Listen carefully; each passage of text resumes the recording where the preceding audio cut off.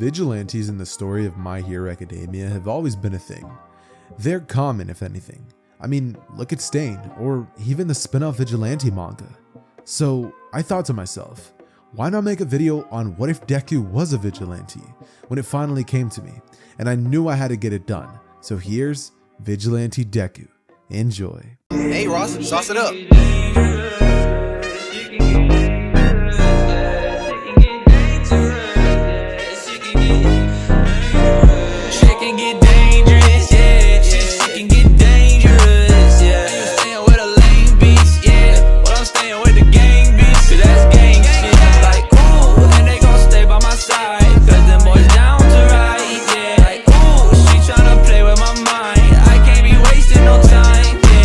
Okay, we start our story off in a bit of a different spot than where I usually start these videos. I was thinking to myself, what is the coolest way to make Izuku a badass vigilante? And then it came to me, Genos. That has to be one of the coolest ways that I could start this what if off. Izuku having a quirk, whack. Izuku getting the abilities that a quirk would provide him, oh yeah, we like that. And so I thought to myself, Cyborg Vigilante Deku, has that ever been done before? And then I realized it literally hasn't. So here's the premise of this what if. Izuku is going to be the son of David's shield this time because Inko would have actually ended up getting up with him, right? And so Melissa's shield would be born, Deku's older sister, right? Now she was born and Izuku would end up having an older sister, right? Who was also quirkless. Now, this is going to be a good thing and a bad thing for Izuku. Number one, it's a great thing because of the sheer fact that Izuku, he doesn't have to go through living life being the only quirkless person now, because now he has his sister, Melissa's shield, there to be the other person who's there to protect and defend Izuku when things go south. Izuku, during his entire childhood, would have essentially just been using and being very much so used to just using the technology that would have been around him. Izuku not having given up on his prospect of becoming a hero and instead asking his father if he can create gadgets for him to become a very good fighter. And so up until the age of when Izuku was about 11 years old, Izuku would have been doing minor training, a little bit of calisthenics and weightlifting, with David's shield advising him to take it easy. It might stunt your growth, but Izuku didn't listen. And so what ended up pretty much happening is that Izuku went on to continue training, right? And one day indeed, what ended up happening is that Izuku would end up being on the facility of David's shield's, main operations, when David's shield would walk inside his father and would ask him how would he like to go to the UA Sports Festival. Izuku thinking to himself, he'd love to go to the festival. And so they would visit it that year, with Melissa, David, and Inko watching to go, as a bunch of up-and-coming heroes would be there. A bunch of heroes being present and all, being ready to show off their quirks and all that stuff.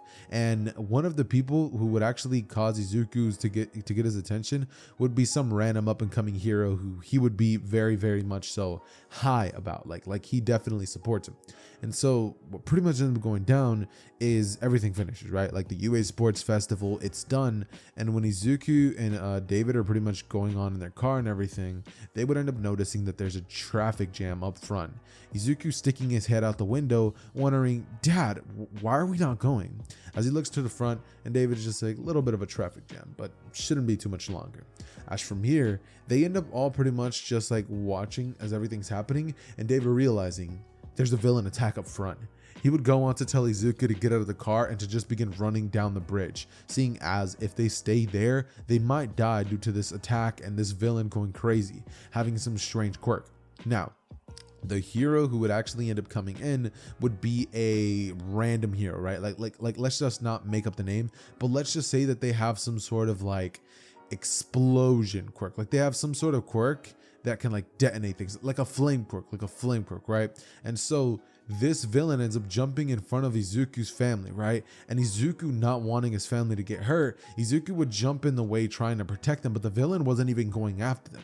The villain noticing this would stop in his tracks, not wanting to like kill a kid, because like bro's a villain, but he's not a monster, right? And so the hero, noticing that he's distracted and this is his chance, trying to show off and be cool, would shoot his quirk straight at the direction, the villain dodging, and Izuku ultimately pretty much getting charred completely, with Izuku Izuku's upper torso and head being the only things that really survive that, with the cerebral like nervous system being like the thing that's left.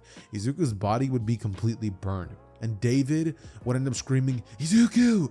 as Melissa, looking towards the direction of her brother, who she now can assume is nothing but dead, would rush over to him, tears streaming down her face, as suddenly All Might would arrive, only to see that David was there, wondering to himself why he was stuck in the gym, with David saying he was taking them out for like some ice cream, and All Might would grab Izuku's body and jump to the nearest hospital as fast as he can, not even worrying about the villain attack that was going on, knowing that that hero will definitely handle it, like more heroes were on their way.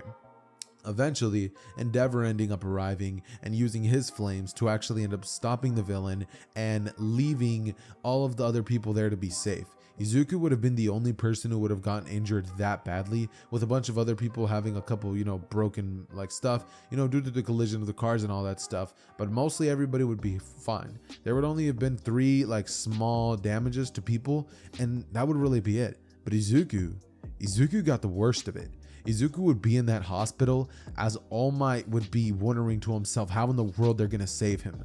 David saying that with his state-of-the-art technology, he can save him, but it's going to be very hard to get him there. And so David requesting All Might would get the best technology he can to help him and make his way all the way back towards the direction where, his laboratory's at.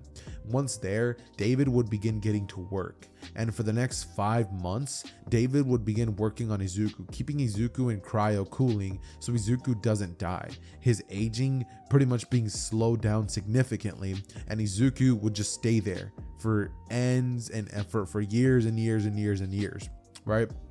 Or no, not for years and years, but let's just say that Izuku was actually 1 year old, was born 1 year sooner than in the original, and so Izuku would just be in that state for about 1 year. Eventually, he would finally make it to the point where he would finally be able to wake up once more, realizing that now he is a cyborg. He's a robot. Izuku's now a monster, he would think. How could the hero have done this to him? Izuku noticed that the villain wasn't even the one who attacked him. It was the hero, Izuku would think. The hero's the reason that I'm like this. Izuku would ask his father what happened to that hero, and he would say that unfortunately, nothing. That hero was trying to save lives, so even though he ended up hurting Izuku, nothing's gonna be done about it. Izuku wondering to himself what in the world that means. Like this villain needs to be, this hero needs to be brought to justice. Like, he ruined my life, Izuku would say, as David would look at him and say, "Izuku, I know, but that doesn't mean that we can go after him. He was just doing his job." Izuku looking at his father and saying, "I can't believe you're taking his side. Look at what he turned me into. I'm a freak. I can't be here right now." Izuku would run away as he would begin getting away from the island, going towards a certain area where Izuku would used to always go to. Melissa eventually arriving in about 2 hours once she got news that Izuku woke up, and would sit right next to him as she would say, "Didn't take it so easy when you woke up, did you?" Izuku looking at her and saying, "How could I? Look at me." With Melissa saying, "Dad wasn't just trying to bring you back. Dad was trying to give you abilities. That tech that you have on you, Izuku, is the most advanced tech that we could have possibly offered you. Dad has been upgrading you for the past year, making sure that when you came back, you would be fully capable of becoming a hero. You can do it, Izuku. With all these gifts that our father has given you, you could become a hero, Izuku. You could live that dream of maybe even being number 1. I can't. I'm going to be stuck in the support course forever. But maybe, Izuku, you should think of this as a blessing more than a curse." Izuku, hearing these words from her sister, would think to himself that she's lost it, as Izuku from here jumps off and would realize that he has rocket boosters on his feet and hands, blasting off back towards the mainland and not stopping until he would arrive at some random burger joint. Izuku making his way towards the front and using Apple Pay to pay for it. Eventually, Izuku would just eat his meal and would be getting his phone blown up by his sister, his father, and even Inko, who would have been worried and didn't even get the chance to see her son. Izuku at this point would be struggling nonetheless. And so what would pretty much end up happening is that Izuku would end up pretty much wondering, like, like, where's mom? I know I said that his mom would have like never got to see him, but I just thought of something. Scratch that. He would be wondering to himself where his mom was, as like I'm actually gonna be changing something in the story. Izuku's mom does die in that villain attack, and that the hero was responsible for her death as well, right? Or something like that, right? Let's just say that she tried to get in the way, and that's why Izuku wasn't completely burned and lived, right? And so Izuku wouldn't, or something like, right? Like basically she just dies in that villain attack or something like that, right? But ultimately, the point being that Izuku wonders where his mom is. Izuku finally texting Melissa, where's mom? With her saying that unfortunately she passed away. During that same villain attack that Izuku lost his humanity, as he would say, his mother died. Izuku receiving that text would just be left in a full state of what do I do? Just like complete silence overwhelming him. Izuku not knowing what to think, what to do, what to even say. Izuku from here would go on to go to some abandoned warehouse with a laptop, very nearby another place that has a very strong internet connection, hacking into it easily, as Izuku would begin researching in on the hero attack that happened on that day, looking up the date and finding out who was attacked during that eventual like thing that happened. And one person who would be shown as a casualty would be Inka Midoriya, as another who would have been injured fatally would be Izuku Midoriya, or Izuku Shield, right? And so Izuku, once he sees that, he would end up finding out who the heroes were that were present, ending up recognizing the face of the hero who used his quirk to char Deku and turn him into a monster. Izuku would think to himself that hero society, it's beyond corrupted. How can a hero who hurts people who he's supposed to protect still be allowed to be on the streets? Izuku has that mentality that most normal people nowadays have about cops, where they're like, why should we let these corrupted cops continue doing? Where Izuku's now starting to think that maybe the hero life isn't all that. Just like how there could be corrupted cops, there could also be corrupted heroes who are just there for the fame and all of that, and not to actually save lives. Izuku, thinking of this, would finally have a realization. The hero society, it's busted. It's completely backwards. And Izuku's gonna change that. That's what his mother would have wanted, or at least that's what he wants. His humanity was stripped from him, and now he's gonna make sure that he cleans up the streets for good. With these abilities that he was given, he's gonna make sure he puts them to good use. Noticing that this warehouse has some sort of like bunker or basement, Izuku would go down there, noticing that a lot of the stuff there was in pretty much mint condition. Izuku wondering to himself what in the world that was, as Izuku would realize that like this place looks like somebody's been here not too long ago. It looks like it was just abandoned like a couple of weeks ago. Izuku thinking to himself that this might be the place that he's going to crash at for a bit.